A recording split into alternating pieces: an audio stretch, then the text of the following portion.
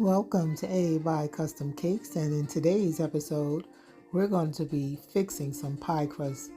Yeah, I bought these pie crusts from Trader Joe's. They came two to a pack and they all were broken.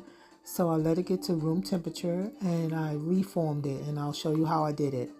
First of all, they do good packaging. It's just it wasn't handled properly. If it was handled properly, it'd be perfectly fine. So anyway, I rolled the dough back in a ball and I used the wax paper that was included in the pie crust with the pie crust.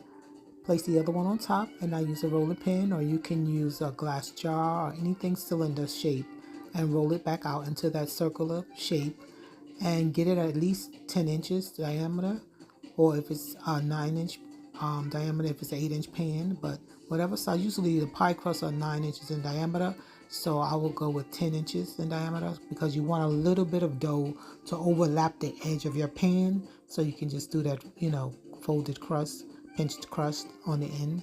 So once you get the size right, you just take that first layer of wax paper off, put the pan on top, slide your hand underneath the other side of the wax paper and flip it over, and it's inside the pan.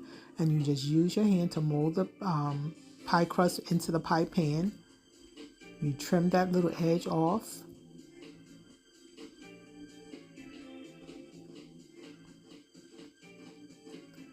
And then with your fingers, you're going to mold the shape on the side, or you can use a fork and just mash the fork on the edge.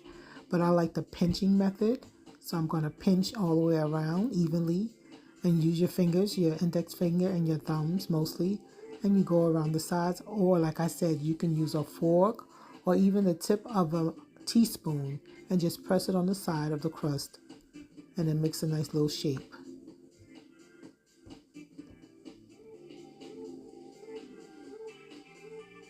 And you don't have to use any flour or anything. You don't have to grease your hands, nothing. Just use it as is. You will not have any stickiness. Then you're done. Poke a few holes in the bottom, because I'm going to bake something right now. I'm going to fill it up with that sweet potato pie batter I made the other day. I refrigerated it because I wasn't ready to bake it that day, and I also like it to be a little cold so that the crust has enough time to bake fully.